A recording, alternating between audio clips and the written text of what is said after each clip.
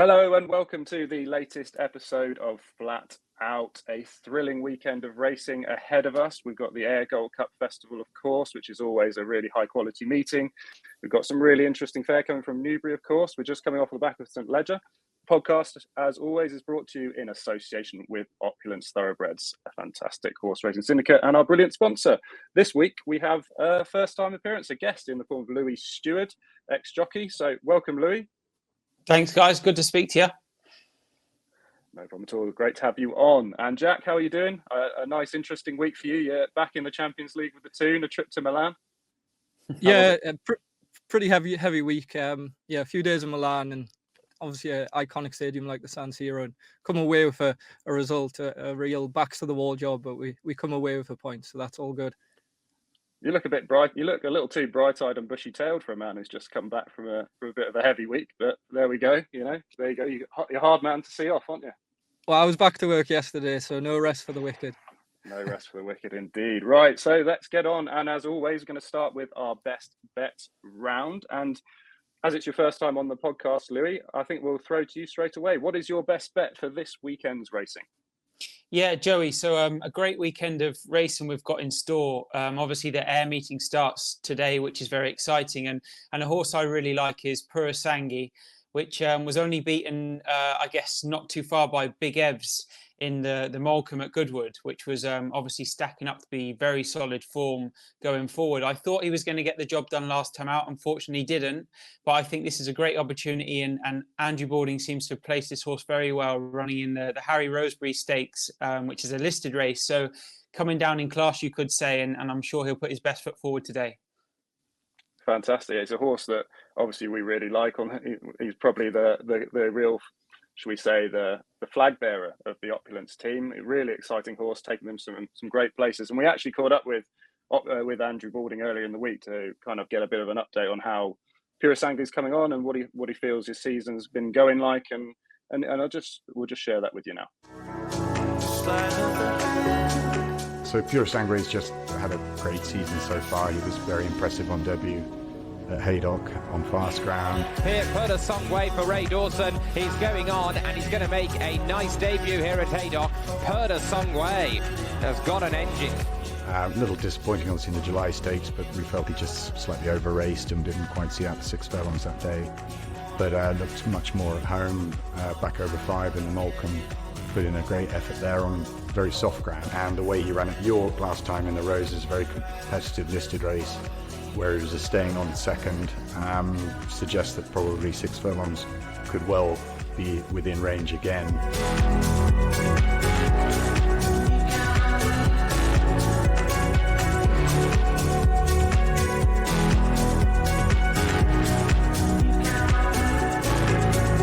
But just for the time being, we're going to stay at 5 furlongs and hopefully go to Ayr for the 5 furlong listed race there, which I'm hope will be a springboard possibly to either the Cornwallis or even perhaps a look at the Breeders' Cup later in the autumn.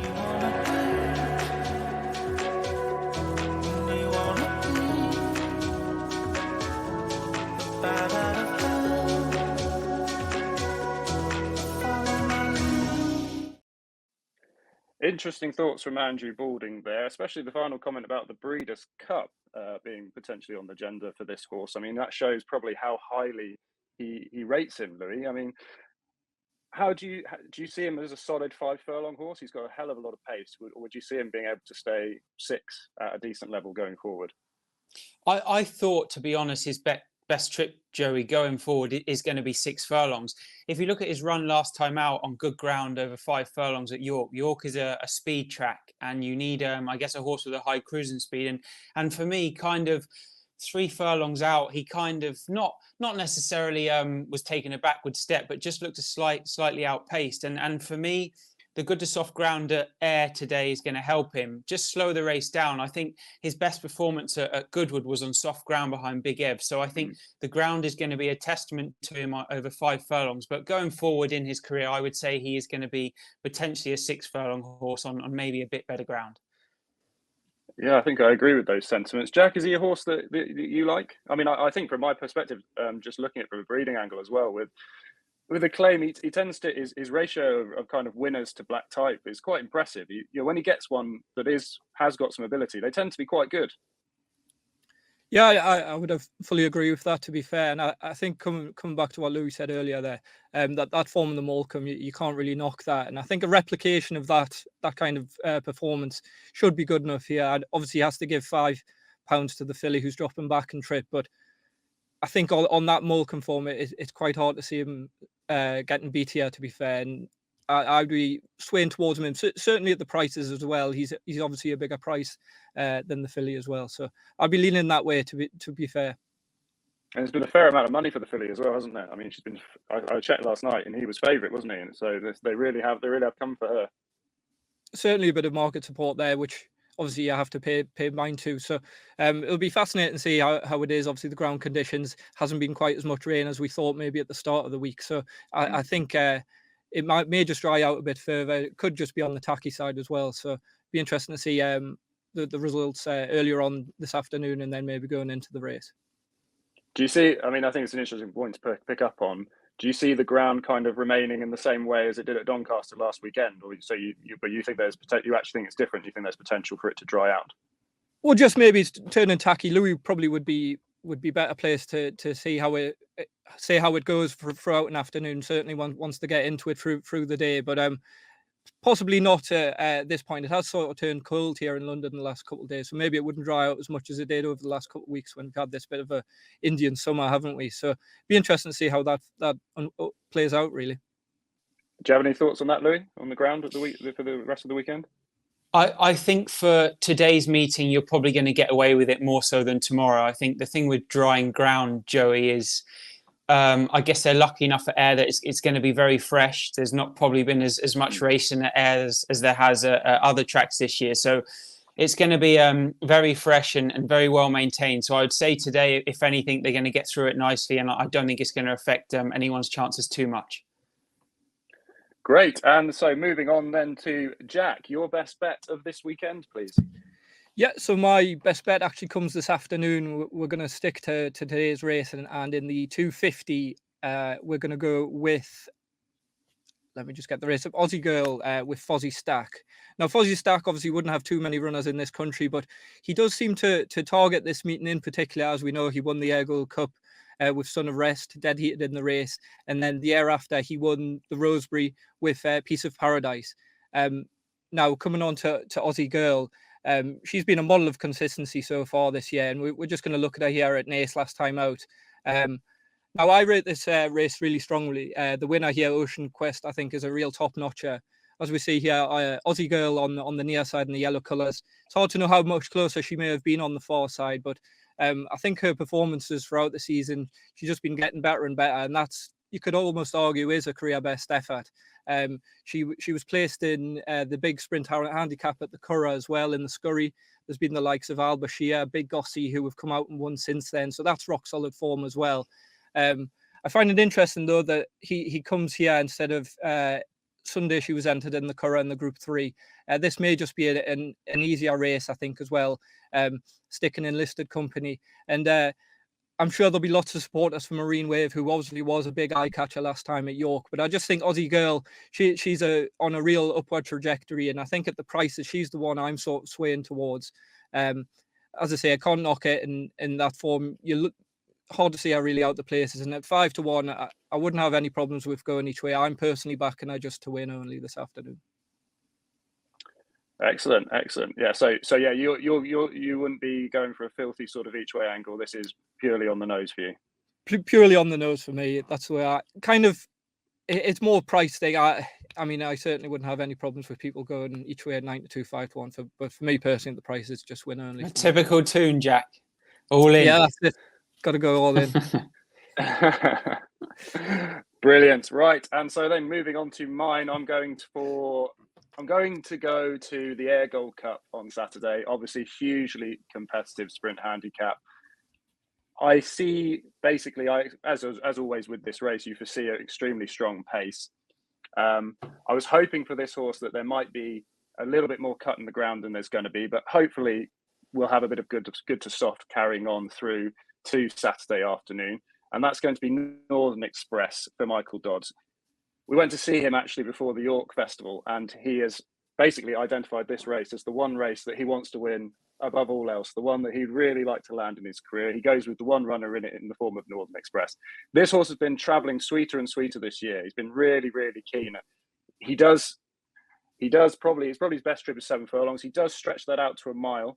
But I think for this race in particular, you do tend to want, with such a cavalry charge scenario, a horse that does stay 7. A bit of cut in the ground will certainly help him. He's been the model of consistency this year. And I just think in this race, if he can go the early gallop, he'll be right there punching to the end. The ground can do exactly what it wants. I just think it will favour him, and it will probably inconvenience the others to a reasonable extent if there's a bit of cut in the ground. So if Paul can get him in a nice prominent position, I think he'll be there punching all the way to the end. And with 7 places on offer around there, I think he's one I'd want to be with. And so I'll give him a decent chance.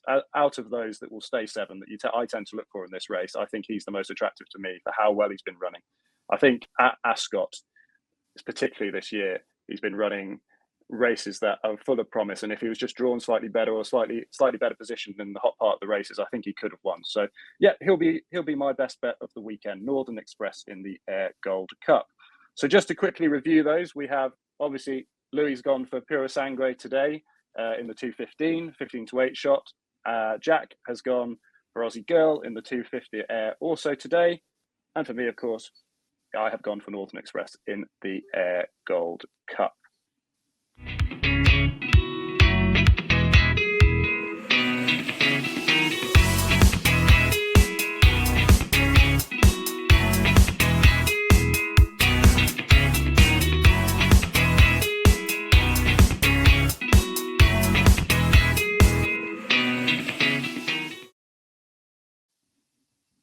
Right then, Jack, what have you dug out of the rest of the cards at Ayr for the weekend? What's taken your fancy?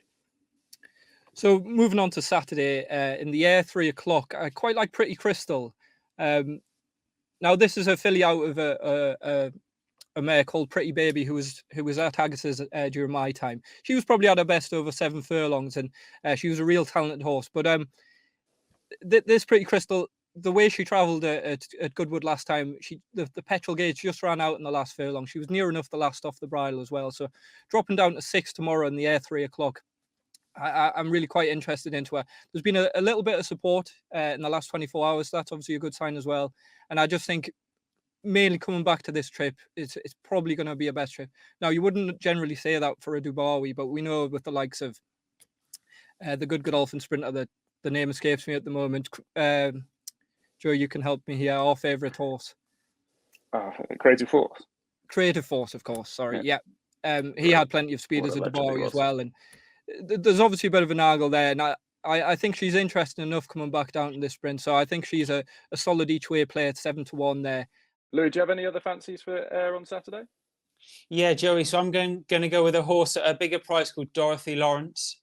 I thought she seems very consistent from her form. She's put in some good performances, especially one in the Lowther when she wasn't far behind Relief Rally. And for me, Relief Rally would probably be the pick of the fillies of, I guess, the season so far in my eyes, and a very good run in the Dick Pool last time out. So she's a horse where her running style is, I guess, not so much free going, but she likes to kind of grab hold of the bit and take her jockey into the race. So I think on this ground, it will probably help her. I think it blunts the speed of horses that are going to come from behind. So if she can just keep the revs up for long enough, I think she has the ability to win a race like this. Is she a horse you like, Jack? I mean, obviously that form with Relief Rally, who's probably been your standout horse of the year.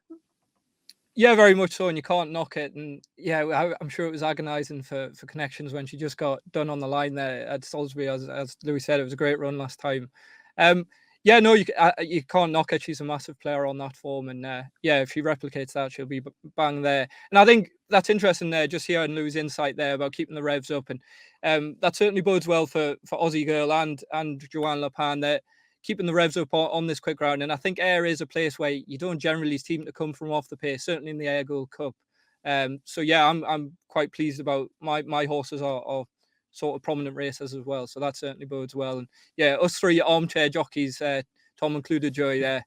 Yeah. It's a bit more insight with an actual jockey. I thought you were including Louis in that there. No. Behave yourself. This man's won an e-ball. Many moons ago, Joey. Yeah, we actually do have the clip of that, Louis, but we'll spare from going back to it. We want to look forward, don't we? Exactly. Sunday, Jack. You've got some more fancies at Ayr. Is this a meeting that you love? Is this a meeting that you love to punt at? I must admit, not generally. I mean, I love the Ayr Gold Cup. It's sort of at this time of year, certainly when we're getting to September, the ground does kind of turn. I find that the form does kind of go out the window a bit. It's like certainly April, May time when you get these horses sort of crossing over from the all-weather. They have that fitness edge. Richard Hannon certainly has his horses revved in April, doesn't he? And I kind of find that once you get September onwards, the form does kind of change, doesn't it? So I'm always a bit cautious. Coming on there, I misread it. I actually have one on Saturday at Newbury. It's the 425, and a filly I've mentioned before, Embrace. She's been highly tried this season, and I think they got it wrong stepping up to 10 furlongs last time. She just didn't stay. I think it's probably key that she's around 7 furlong mile horse, but the key factor for her, I think, is easing the ground. It's heavy at Newbury, isn't it? So 7 furlongs on real soft ground could just be the making of her. She's down to a mark of 9-1 now, and I think she's quite interested in this 7 furlong handicap. There's no market at the moment for the 425, so certainly want to keep an eye on. And I think she'll be a bit of a price. She's got a few duck eggs next to her name, and hoping for maybe 10-1 or bigger. And yeah, she's one I think is quite interesting there, back in calmer waters. Is 10-1 as low as you go? Is that your basement? To be honest, I kind of want to see how conditions actually are today. Maybe you've got a real mudlark like Aldari. I think it's key for him dropping down from 7 from a mile. He was just far too keen to run in any sort of race. Fortunately for me, on at 66s in the Sussex last time. But yeah, if it looks real testing, to be fair, there'll probably be a few non-runners. So kind of see how you play. But I'll probably be playing no matter what, to be fair, Joey. But that's just kind of where I would put her at the moment, around 10-1, and I'd be surprised if she's shorter than that, to be honest. We've had a bit of bad luck with those sort of sneaky little each way bets recently, haven't we? Your Aldari coming forth, and me with Biggles last week. You know, you just knew it's going to happen. You put one up in a field that's going to cut up. You back it each way at 16-1, goes off 4-1, finishes 4th. Just the way it goes. It is the way. Brutal.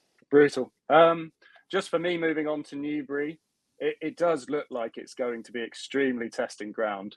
And you might need to call the men in white coats for me, Jack, because a horse that we do have a bit of a soft spot for, we have a track record for, is running again. And it's going to be Mil Bosque. And I'm going to give him one more chance with that wonderful form line going back about, I don't know, a million years now to France and St. Mark's Basilica. He's going to get truly heavy ground. You drop down to a mile, and then we literally a week later chucking him back up to 10. I just thought whether it's trying to spark some sort of revival in him, basically. So I'm very hopeful of that. But I do quite like balance play. I thought that he found the ground a little bit too quick last time, and that's probably the explanation for his disappointment. But back with real cut in the ground, I think this horse is going to appreciate it. So I will be having a saver on balance play at the top of the market for sure. But Mil Bosque is going to be my main player in the race. I'm just hoping that heavy ground and a little bit of a livener over a shorter trip might spark him back to life, because he's basically chucked in off his handicap mark of 92, isn't he? But on that old form, but that is wearing thin now and turning into a distant memory. Louis, do you have any fancies for Newbury? Any races you want to look at in particular? Not so much Newbury, Joey. I would have a sneaky little one for you, I guess, at Kempton tonight, called Olympic Candle for Saeed Bin Surur and Oisin Murphy. A very good winner last time out at Ascot. Now, I know he's a short price at 5-4, but for me, he would probably be more of a lump-on job than anything. I think if you go back to his Ascot race, he done it very strongly. He looked, I guess, high class compared to the field he was up against. And if we go back to his first run at Newbury, when he got beat by a horse called Dancing Gemini of Roger Teals, went and won at the Ledger meeting last week very well. So Olympic Candle wasn't that far behind him that day, first time out. Will come on from the experience like he showed at Ascot, and he runs at Kempton tonight. And I know he's taken on a couple of your sponsor horses, so I won't say too much more, but for me, he would be a bit of a banker. Saeed, yeah, he's some record at Kempton. Yeah, it really is quite impressive. So yeah, I can see where you're coming from, and yeah, the horse last weekend, he looks like a one with real talent. One at the Ledger for sure. Dancing Gemini, really talented individual for sure. So yeah, moving forward, Jack, anything else you've got for us for the weekend? Any races you want to talk about in particular, other tracks? No, that's all from me in terms of bets this weekend, Joey. For sure. Right. And so basically, it's just a final part of this week's episode. We want to talk about the ledger. Do you have any thoughts on continuous, Louis, going forward? I mean, was that a ledger you think was a high quality affair? So for me, Joey, I must admit I was quite sceptical coming into this year's ledger. With the top rated horse only rated 115, you could have kind of said it was a Group 3 on paper.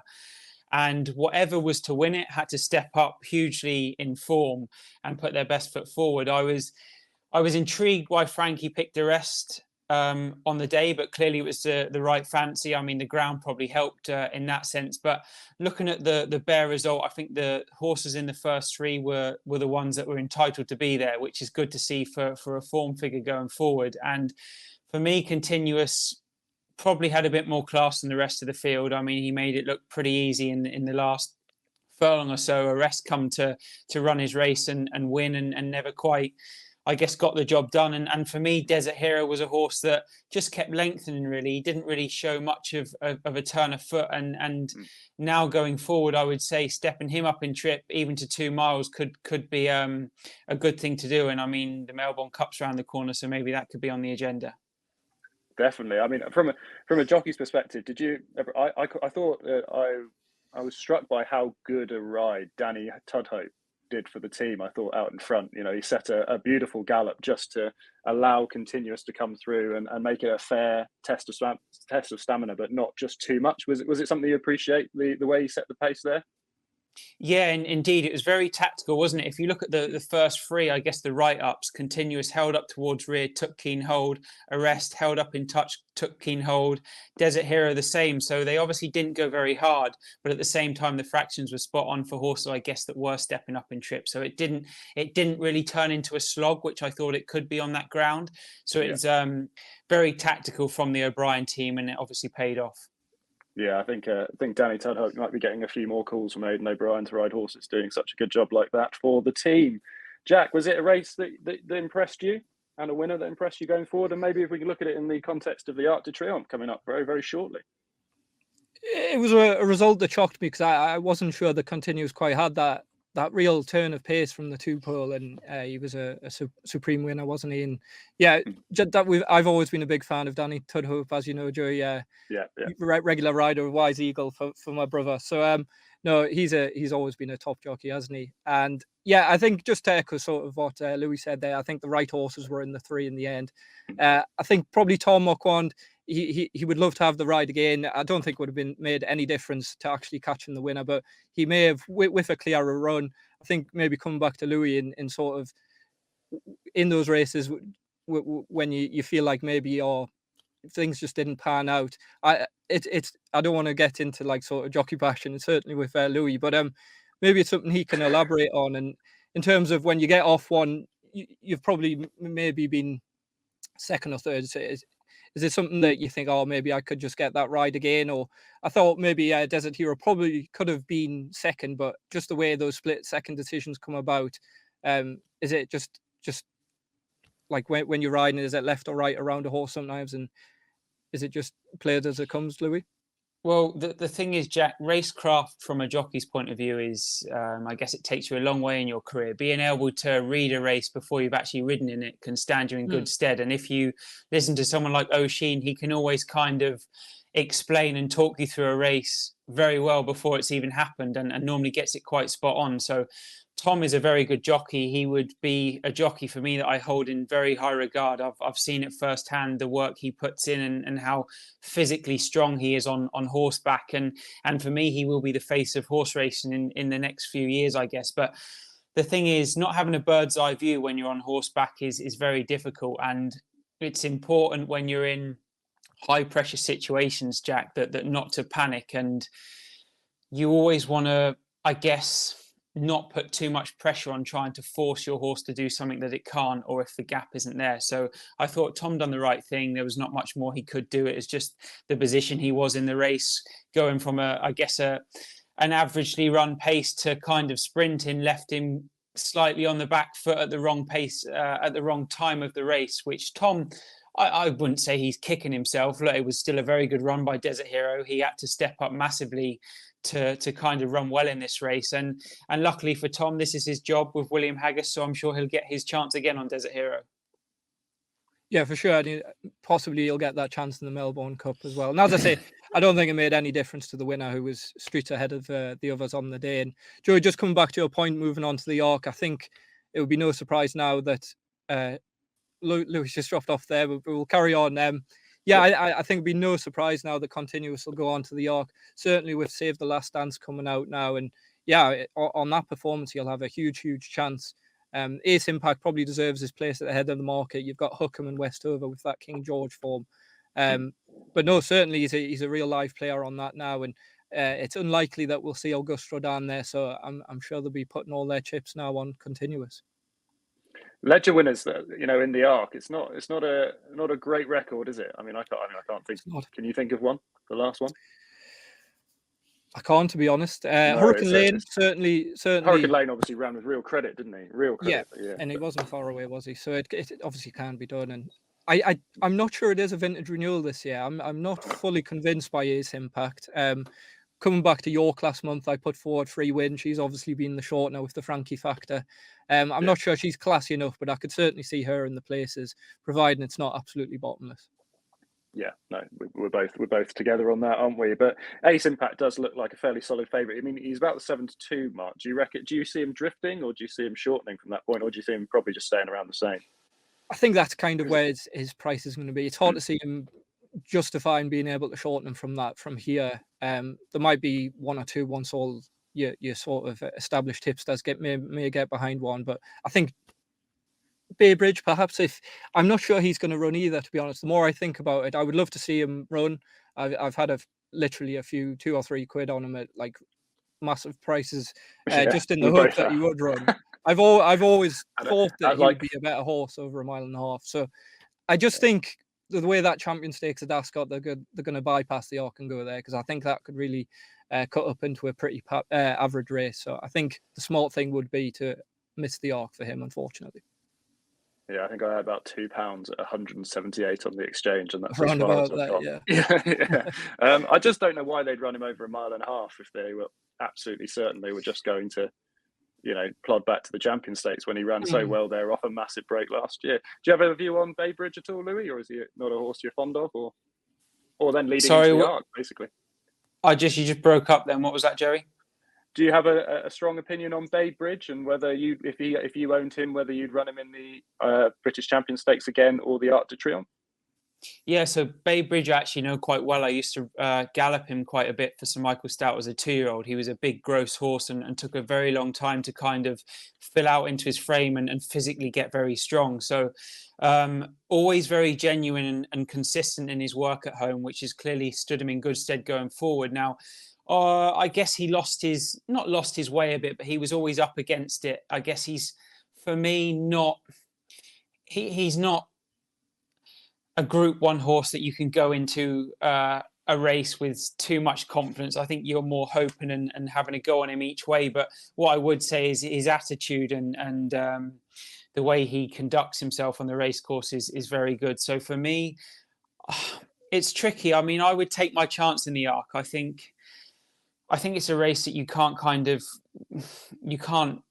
miss by. For me, the Arc is the pinnacle of horse racing. It was a race I always wanted to be part of, and I think as an owner breeder, to have a chance to run in the Arc would be pretty special. So I would aim him more towards that route. And just as we're talking about Bay Ridge and you rode him, was he a horse as a 2-year-old that you thought was going to end up over 1.5 miles or 10? Because it's been a bit of a surprise to me and Jack, who have loved this horse for a long time, that Sir Michael Stoute didn't step him up to 1.5 miles a little earlier in his career. Yeah, so he was always a horse that never really knew his job until he went to the racetrack. And for me, I always thought 1.5 miles was going to be his ideal trip. But it seemed to show that from when he first run, he kind of come back home and gained a bit of speed. And we were all, I guess, unexpected to see that in him for such a big horse and looks like a middle distance horse. He kind of did come on the bridle at home and showed more speed than what he had before he went to his first race meeting. So it's interesting. But for me, I think he has got the stamina and the cruising speed to run in the Arc. And I would be more than happy to take my chance if I owned him. Yeah, it's always that whether he's going to settle. But he did actually settle really nicely at Kempton, I thought, last time. In general, as the Arc picture, is there another horse in there you fancy, or is Bay Bridge the one you would be going with each way? Probably go with a horse that I love, which is Westover. I think a brilliant training performance by Rafe Beckett for what he's done to this horse over the last few years. It looked at one stage in his career where he was going to go the wrong way, very gassy in his races and not really finishing. But Rafe is a masterclass trainer. He knows his horses very well.